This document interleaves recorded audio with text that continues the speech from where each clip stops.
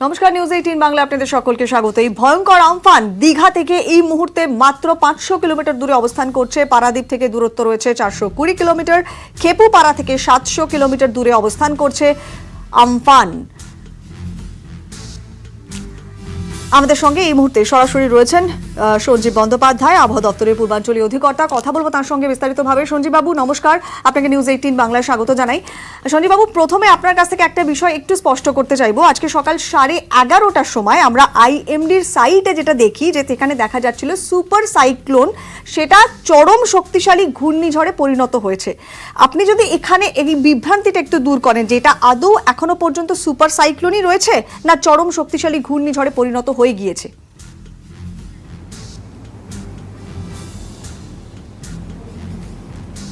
দেখুন, যেটা super cyclone Amphan সামান্য শক্তি ক্ষয় করেছে, করে এখন যেটা আছে এক্সট্রিমলি সিভিয়ার সাইক্লোন হিসাবে দীঘা থেকে দক্ষিণ পশ্চিম দিকে 570 কিলোমিটার দূরে, আবারও বলছি আমি, দীঘা থেকে 570 কিলোমিটার দূরে এক্সট্রিমলি সিভিয়ার সাইক্লোনিক স্টর্ম হিসাবে অবস্থান করছে এখন এই ঘূর্ণিঝড় আমফান।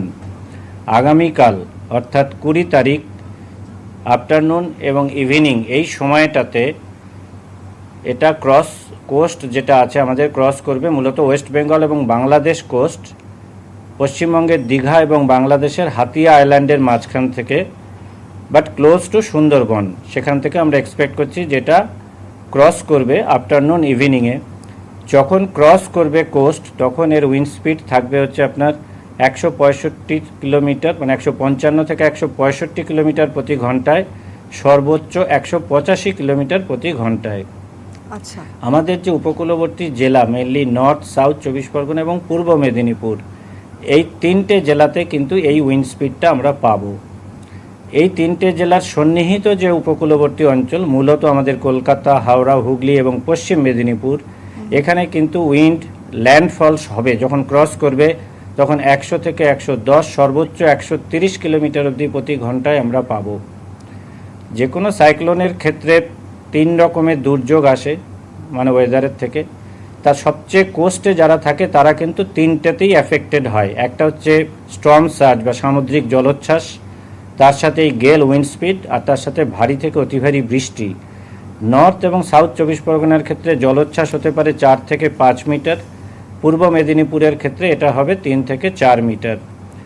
আগামীকাল 20 তারিখ দক্ষিণবঙ্গের সমস্ত জেলাতেই হালকা থেকে মাঝারি বৃষ্টি, বেশ কিছু জায়গায় ভারী থেকে অতি ভারী বৃষ্টি, এবং এই উপকূলবর্তী যে জেলা বললাম সেখানে 2-1 জায়গায় কিন্তু এক্সট্রিমলি ভারী বৃষ্টি হওয়ার সম্ভাবনা থাকছে। যেহেতু কলকাতার উইন্ড স্পিড এত হাই থাকছে, ফলে আমরা একটা ড্যামেজ এক্সপেক্ট করছি মেজর। ফলে কলকাতার জন্য আমরা একটা স্পেশাল অ্যাডভাইসারিও দিয়েছি, যেটা যদি সম্ভব হয় আগামীকাল 20 তারিখ সমস্ত এস্টাবলিশমেন্ট, দোকানপাট সমস্ত বন্ধ রাখতে, এবং যদি সম্ভব হয় টোটাল পাবলিক মুভমেন্টকে আগামীকালের দিনের জন্য রেস্ট্রিক্ট করা যায়। এছাড়া যে অ্যাডভাইসারিগুলো আমরা দিয়েছি, যেগুলো ক্ষতি হতে পারে সেখান থেকে, যে total suspension of fishing operation, 21-এর আগে আর কোনো মৎস্যজীবী মাছ ধরতে যাবে না। কোনো রকম ট্যুরিস্ট অ্যাক্টিভিটি আমাদের দীঘা, মন্দারমণি এবং বকখালি বিচে করা যাবে না। কোনো আউটডোর অ্যাক্টিভিটি কোনো অ্যামিউজমেন্ট পার্কে করা যাবে না। ফেরি সার্ভিস বন্ধ রাখতে হবে। রেল এবং রোড কমিউনিকেশন জুডিশিয়াসলি ম্যানেজ করতে হবে। এইরকম আর একটা মেজর ড্যামেজ যেটা হওয়ার সম্ভাবনা হচ্ছে আমাদের এগ্রিকালচার ফিল্ডে যে স্ট্যান্ডিং ক্রপস আছে, যে ভেজিটেবলসগুলো আছে, সেগুলোকে কিন্তু বাঁচানো খুব কষ্টই হবে যে বৃষ্টিটা হবে তার থেকে। আচ্ছা, সেক্ষেত্রে আপনি তো পুরোটা ডিটেলস আমাদের বললেন। ল্যান্ডফলের পর কতক্ষণ এই গতিবেগটা নিয়ে আমফান স্থায়ী হবে এবং সেক্ষেত্রে কোন কোন জায়গাগুলো এফেক্টেড হবে একটু যদি বলেন।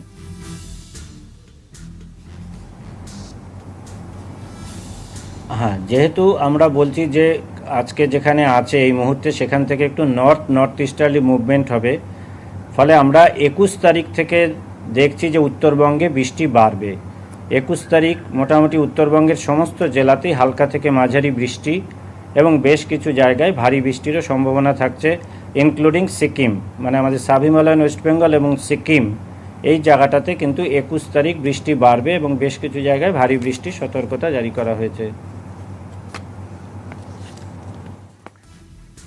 সঞ্জীববাবু, আরেকটা বিষয় একটু স্পষ্ট করতে চাইবো, যেটা আমি শুরুতেই আপনাকে বলছিলাম, যতগুলো এই সুপার সাইক্লোনিক ট্র্যাকার আমরা খেয়াল করছি, লাইভ ট্র্যাকার যেগুলো, সেটা যেটা দেখা যাচ্ছে যে আস্তে আস্তে এই আমফান তার গতিবেগটা কমাচ্ছে, তা নিঃসন্দেহে আসার কথা। কিন্তু যখন ল্যান্ডফল হবে তখন এই আইএমডির লেটেস্ট যে সাইটটা আমরা দেখতে পাচ্ছি 20 তারিখ অর্থাৎ আগামীকাল ল্যান্ডফলের সময় গতিবেগটা কমে 120 থেকে 120 কিলোমিটার পার আওয়ার মতো হবে।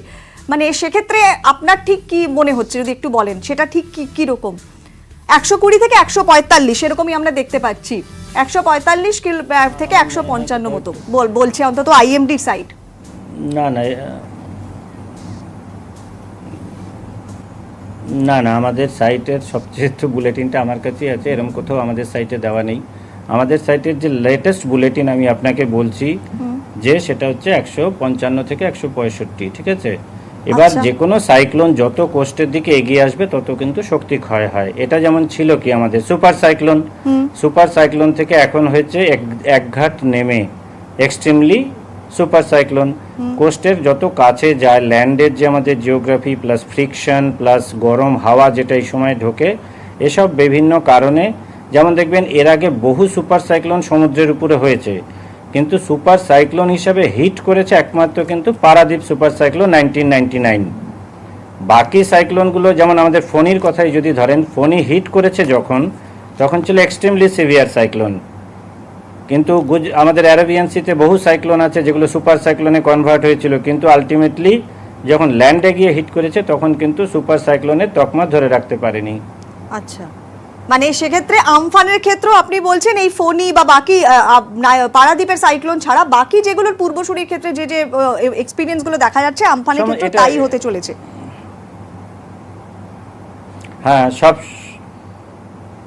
হ্যাঁ একটুখানি, কিন্তু ধরুন শক্তি এখন তো কমিয়েছে, সুপার সাইক্লোন থেকে এক্সট্রিমলি হয়েছে, ফলে যত কোস্টের দিকে যাবে, তবে সব সিস্টেম কিন্তু সাইক্লোনকে ওইভাবে জেনারেলাইজ করা যায় না। সাইক্লোনের একটা চরিত্র হচ্ছে, প্রত্যেকটা সাইক্লোনের তার চরিত্র আলাদা। এক্ষেত্রে কিন্তু এখন অবধি আমরা যেটা বলেছি সেটাই আমি আবারও আপনাকে বলছি, যে যখন কোস্ট ক্রস করবে তখন 155 থেকে 165 প্রতি ঘন্টায় এই স্পিডটা কিন্তু আমরা এক্সপেক্ট করছি। সঞ্জীববাবু, সেক্ষেত্রে ধরুন আমি একদম স্পষ্ট করতে চাইবো আর একটু, ধরুন এইটা ল্যান্ডফল হতে এখন মাত্র আর 24 ঘন্টা বাকি আছে, সেক্ষেত্রে কি আরো শক্তি হারাবে আমফান?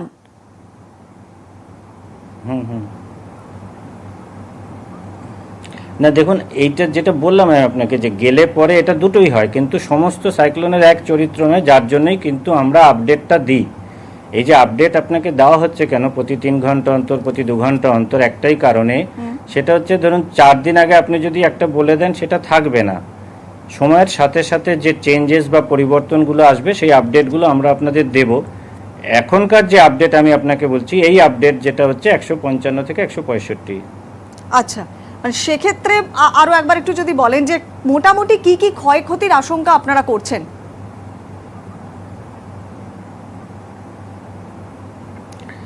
ক্ষয়ক্ষতি ধরুন আমরা যেটা হচ্ছে যে কোস্টাল এলাকাতে, যেখানে একদম এক্সট্রিম এন্ডে, যেখানে বললাম 3টে দিয়েই এফেক্টেড হবে। স্টর্ম সার্জ, প্রথমে স্টর্ম সার্জের কথাই বলি, যেখানে সামুদ্রিক জলোচ্ছ্বাসে কিন্তু এন্টায়ার লো লাইং এরিয়াটা ইনান্ডেশন হওয়ার সম্ভাবনা। হাই উইন্ড স্পিড বা গেল উইন্ড স্পিড থেকে যেটা হবে, কাঁচা বাড়ি ভেঙে যাবে, লাইট পোস্ট উপড়ে যাবে, গাছ উপড়ে পড়ে যেতে পারে সেসব জায়গায়, সমস্ত যাদের টিনের চালের বাড়ি টিন উড়ে যেতে পারে, ফ্লাইং অবজেক্ট থেকে কেউ আঘাত হতে পারে। যেখানে ভারী বৃষ্টি হবে সেখানে সমস্ত মাঠের যে ক্রপস আছে সেটা ড্যামেজ হবে, শহরগুলোতে ওয়াটার লগিং হবে, প্লাস কাঁচা বাড়ি যেগুলো অনেকক্ষণ ধরে হাওয়া প্লাস বৃষ্টি যদি দুটো একসাথে পায়, সেগুলো সবচেয়ে বেশি ভালনারেবল এবং ড্যামেজ হওয়ার সম্ভাবনা থাকবে। আচ্ছা, তবে আসার কথা, যেহেতু এই সাইক্লোনের পূর্বাভাস আমরা 5 দিন আগে থেকেই দিয়েছি, ফলে এই মুহূর্তে সমুদ্রে কোনো মৎস্যজীবী নেই। সবাইকে আমরা বলেছিলাম 17-র মধ্যে ফিরে আসতে, ফলে বলতে পারেন যে এই বিশাল সমুদ্রের, মানে একেবারে চেন্নাই কোস্ট থেকে শুরু করে এই অঞ্চল যেভাবে এসছে সিস্টেমটা, তাতে সমস্ত মৎস্যজীবীদের কিন্তু অলরেডি বাঁচানো হয়ে গেছে। দ্বিতীয় যেটা আমরা 5 দিন আগে থেকে এগ্রিকালচার সেক্টরকে বলছি, যে মাঠে যদি বোরো ধান থাকে সেটাকে হারভেস্ট করা। যতটুকু খবর আছে মাঠে আর বোরো ধান নেই, সবাই কেটে গোলাজাত করে নিয়েছেন, ফলে সেটাও আমরা মনে হয় অনেকটাই বাঁচাতে পেরেছি। না, তার মানে আপনি যেটা বলছেন, আমি এখন এখানে যেটা একটু challenge স্পষ্ট হচ্ছে করতে আমাদের চাইবো কাছে সঞ্জীব যে বাবু, কত কম সুন্দরবনের ক্ষেত্রে যদি আমরা প্রাণহানি দেখি এবং যে কত জমিগুলো রয়েছে সেখানে তো তার মানে জল ঢুকে জমির ভেতরে নোনা জল ঢুকে যাওয়ার কথা, মানে সেখানে একটা চাষের ক্ষতি হতে পারে। হুম। না না, সেগুলো তো লং টার্ম ক্ষতি হবে। আমি বলছি ইমিডিয়েট আচ্ছা। যদি মাঠে ক্রপস থাকতো সেটা পাকা ধানে মই দেওয়ার মতন হতো, ঠিক আছে? সেটুকু আপনি পুরোটা তো বাঁচাতে পারছেন না, সেটা বাঁচালেন, কিন্তু এই যে ইনান্ডেশনের ফলে নোনা জল ঢুকে যাবে, সেই জমি আবার চাষযোগ্য হতে তো সময় লাগবে ডেফিনেটলি। শনিবাবু, আরেকটা বিষয় একটু জানতে চাইবো, আপনি বারবারই উল্লেখ করছেন যে ২ পরগনাতে ক্ষতি হবে। আমরা যদি সুন্দরবন এলাকাটা দেখি, ম্যানগ্রোভ অত্যন্ত গুরুত্বপূর্ণ একটা ভূমিকা পালন করে থাকে বরাবরই। এই আমফানকে কতটা রুখতে পারবে বা কতটা এর ঘাতটা সইতে পারবে ম্যানগ্রোভ?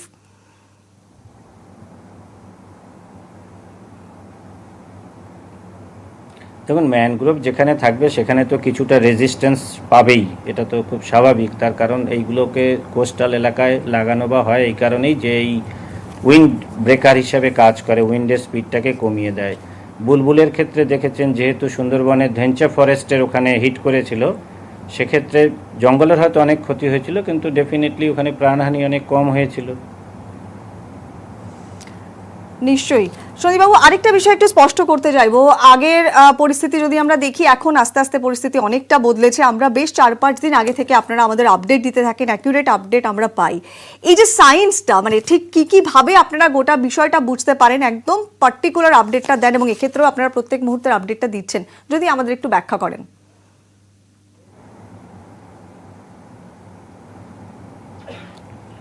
দেখুন, আমাদের যে বিজ্ঞানটা অ্যাটমসফিয়ারিক ফিজিক্স, এটা চলে হচ্ছে ফিজিক্সের লতে, অ্যাটমসফিয়ারে ফিজিক্সের বিভিন্ন ইকুয়েশন যেভাবে। তো তার জন্য আমাদের যেটা দরকার হচ্ছে ইনিশিয়ালি প্রচুর ডেটা, মানে অবজারভেশন। তো আগে যে আমাদের নেটওয়ার্ক অফ অবজারভেটরি ছিল সেটা ডেফিনেটলি আরও বাড়ানো হয়েছে আগের থেকে। অবজারভেটরি বলতে শুধু যে সারফেস অবজারভেটরি, মানে আমরা যে পৃথিবীর ভূপৃষ্ঠের ওপর যেগুলো মাপছি, কিছু আছে জানেন আমরা বেলুন উড়িয়ে তাতে সেন্সর লাগিয়ে আপার এয়ার, মানে ঊর্ধ্বাকাশের যে তাপমাত্রা, হিউমিডিটি, এগুলো মাপি। এছাড়া স্যাটেলাইট, রেডার, আমাদের রেডিয়েশন ইনস্ট্রুমেন্টস, ওজোন, সমস্ত রকম অবজারভেশনগুলোর নেটওয়ার্ক যেটা, সেটা আগের থেকে বেড়েছে। আচ্ছা। ২ নম্বর যেটা লাভ হয়েছে সেটা হচ্ছে আমাদের নয়, আপনাদের সকলেরই, সেটা হচ্ছে কমিউনিকেশন টেকনোলজির উন্নতির জন্যে। আগে যে ডেটাটা আসতে সময় লাগতো, এখন তার ১০০ ভাগের ১ ভাগের কম সময় আমরা ডেটাটা পেয়ে যাই। ফলে খুব ফাস্ট ডেটাটা আমাদের আলিপুর আবহাওয়া অফিসে চলে আসে, যেটাকে আমাদের অ্যানালাইসিস করতে একটু বেশি সময় পাওয়া যায় এবং সুবিধে হয়। তবে বেসিক ডেভেলপমেন্ট যেটা হয়েছে, যদি বলেন যে গত ৫ বছরে সাইক্লোনের ক্ষেত্রে ফোরকাস্টের যে অ্যাকুরেসি আমাদের বেড়েছে, তার মূল কারণটা হচ্ছে নিউমেরিক্যাল ওয়েদার প্রেডিকশন। অর্থাৎ ওই যে ইকুয়েশনসগুলোর কথা বলছিলাম, এগুলো আমরা কম্পিউটারে এই মডেলগুলোকে রান করাই, সিমুলেশন মডেল বলি। এই মডেল রান করাবার ফলেই কিন্তু আজকের এই যে ট্র্যাক, ঠিক কোথা দিয়ে যাবে না যাবে, এত ডিটেলসটা আমরা এত ভালোভাবে পাচ্ছি।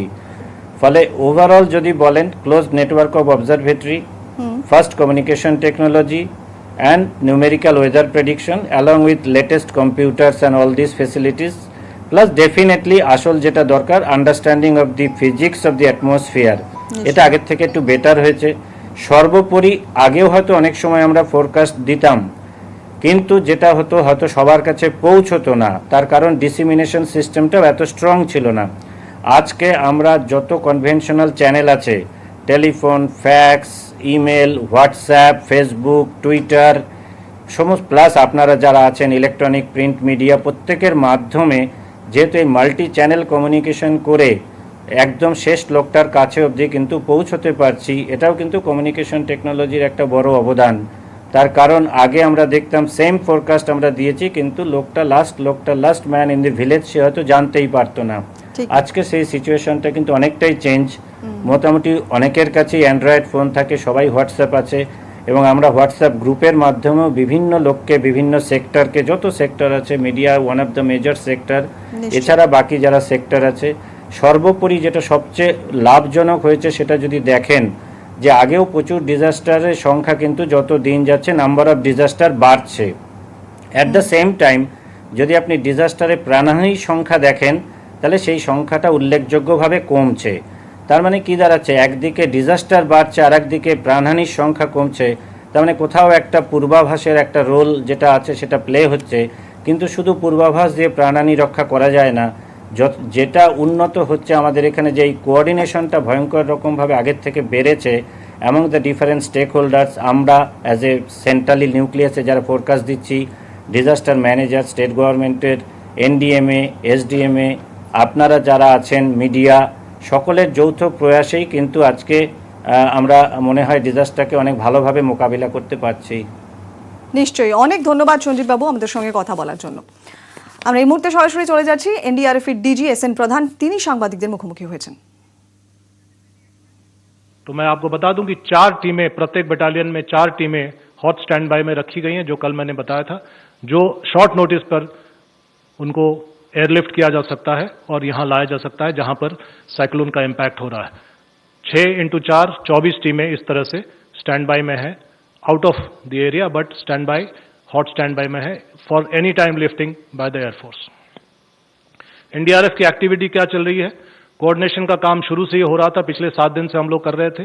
अवेयरनेस लगातार पिछले 3 दिन से अवेयरनेस कैंपेन चल रहा है, वो फोटो में आप लोग देखेंगे, वीडियोस में देखेंगे। और साइक्लोन के बारे में अवेयरनेस चल रहा है और साथ साथ कोविड के बारे में भी अवेयरनेस चल रहा है, क्योंकि एक उदाहरण मैं दे दूं, जिस साइक्लोन शेल्टर में 1000 की कैपेसिटी नॉर्मल में है, अगर सोशल डिस्टेंसिंग माना जाए तो वहां पर सैनिटाइजेशन करना होगा, सभी प्रकार के सैनिटाइजेशन इत्यादि के प्रिकॉशंस लेने होंगे, और सोशल डिस्टेंसिंग के आधार पर हो सकता है 1000 की कैपेसिटी वाले नॉर्मल साइक्लोन शेल्टर में अब 500 या 400 लोग ही रह पाए। तो उसकी तैयारी कैसे होगी, उसके बारे में भी अवेयरनेस चल रहा है। और इवैक्यूएशन का काम शुरू हो गया है। इवैक्यूएशन में अभी हम लोग, क्योंकि ये अब सबसे प्राथमिकता, बड़ी प्राथमिकता है इवैक्यूएशन, जान बचानी है लोगों की, तो वो इवैक्यूएशन का काम अभी लगातार बदस्तूर जारी है। और announcements that NDRF is available, इसके बारे में भी वहां कहा जा रहा है, और एनडीआरएफ जो है कम्युनिटी रिस्पांस और कम्युनिटी रिलेशनशिप वहां पर सेटअप कर रही है।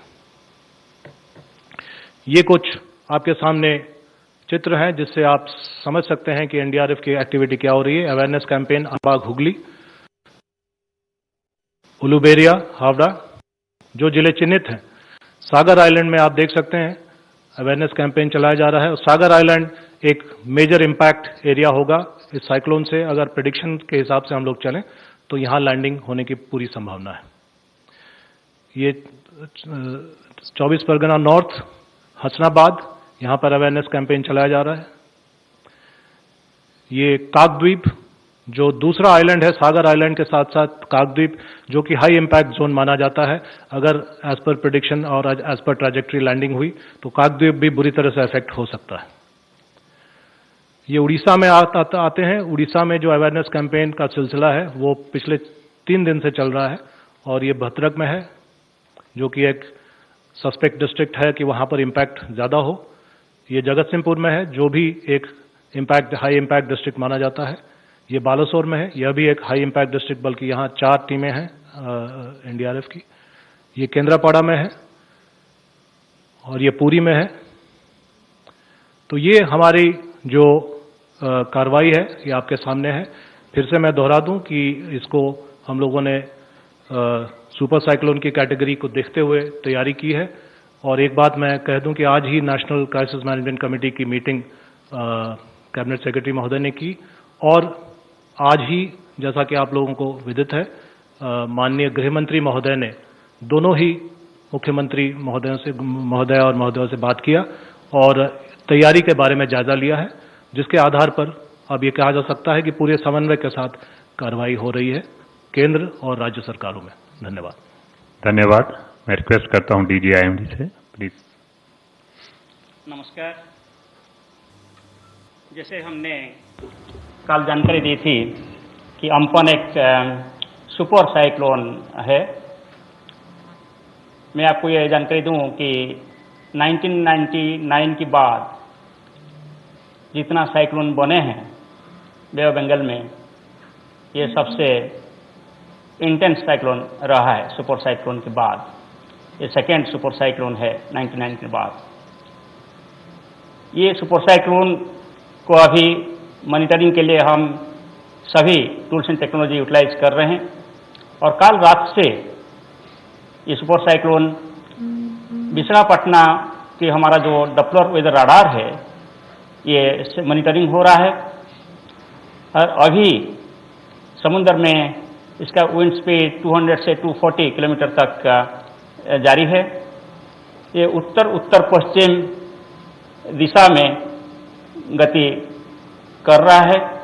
अभी जो उत्तर उत्तर पश्चिम दिशा में गति करने का जो स्पीड है लगभग 15 किलोमीटर प्रति घंटा है, मगर हमारा ये अनुमान है कि स्पीड बढ़ेगा और ये धीरे धीरे उत्तर उत्तर पूर्व दिशा में जो गति कर रहा है वही गति करेगा और कल आफ्टरनून यानी इसी टाइम पर और शाम तक ये पश्चिम बंगाल और बांग्लादेश की तटीय इलाका को दीघा और हाथिया आइलैंड के बीच में सुंदरबंस के आसपास पार करेगा। जब ये तट पर घुसेगा और हिट करेगा तब इसका wind speed 155 to 165 kilometre per hour और गस्टिनेस में 185 किलोमीटर पर आवर होने का पूर्वानुमान है। ये जो विंड स्पीड है वो सबसे ज़्यादा साउथ और नॉर्थ 24 परगना और ईस्ट मिदनापुर डिस्ट्रिक्ट में होने का उम्मीद हो रहा है कल आफ्टरनून से रात तक। ये बहुत डिवास्टेटिंग विंड स्पीड है। इसमें लार्ज स्केल और एक्सटेंसिव डैमेज हो सकता है स्ट्रक्चर्स को, जैसे telephone poles, electric poles, bending, uprooting हो सकता है। Large avenue trees, bushy trees uprooting हो सकता है और थेटेड houses, tin houses, asbestos houses widespread damage हो सकता है और जो होर्डिंग्स वगैरह है वो प्रोजेक्टाइल जैसे काम करके भी डैमेज कर सकते हैं। और इसके साथ साथ जैसे टॉल ट्रीज वो एरिया में होते कोकोनट वगैरह वो भी डैमेज ला सकते हैं। मैं ये जानकारी दूं, ये जो विंड स्पीड है ये ट्रेन्स और बस और रोड कम्युनिकेशन के लिए भी अनफेवरेबल रहेगा, इसलिए रेल एंड रोड कम्युनिकेशन को सस्पेंशन और डाइवर्सन के लिए बोला गया है। और इसके साथ साथ हम भी हेवी रेनफॉल, विंड स्पीड एक ही साथ उम्मीद कर रहे हैं। कहाँ कितना हेवी रेनफॉल होगा हम आपको बाद में बताएंगे। और अभी जो आप चित्र देख रहे हैं इसमें जो रेड लाइन है वो मोस्ट प्रोबेबल ट्रैक है, जो जैसे मैं बोल रहा था कि ये दीघा और हाथिया आइलैंड के बीच जाएंगे और इसका डायरेक्ट इम्पैक्ट वेस्ट बंगाल के ऊपर होगा, इसके साथ बांग्लादेश एरिया और इसके साथ साथ जो हमारा नॉर्थ कोस्टल उड़ीसा है इसका भी असर रहेगा। कैसे रहेगा, लेट अस सी कि इसका विंड स्पीड कैसे रहेगा। जैसे हम बताया कि सबसे ज़्यादा wind speed coastal Bangladesh, east Medinipur, south and north 24 Pargana में रहेगा 155 to 165 गोइंग टू 185 kmph। इसके साथ साथ जो कलकत्ता, हुगली, हावड़ा और वेस्ट मिदनापुर डिस्ट्रिक्ट से वहाँ भी विंड स्पीड बहुत ज़्यादा रहेगा 110 to 120 kmph going to 135 kmph। इस विंड के साथ भी हम डैमेज एक्सपेक्ट कर रहे हैं। Operating of trees, bending and operating of telephone poles हो सकता है और थेटेड हाउसेस, स्लम एरियाज और कंक्रीट एंड टीन हाउसेस भी अफेक्टेड होगा। और सबसे बड़ा इंपॉर्टेंट बात मैं बोलना चाहता हूं, इस साइक्लोन के साथ जो स्टॉर्म सर्ज आता है कि टाइडल वेव आता है वो इस इलाका में बहुत ज़्यादा होता है। हमारा अभी जो अनुमान है कि साउथ और नॉर्थ 24 परगना में स्टॉर्म सर्ज भी बहुत ज़्यादा रहेगा, वो भी সকল জনগণকে জানান ঝড় আসছে। এই ঝড় থেকে আপনারা সাবধানে থাকবেন, সতর্ক থাকবেন।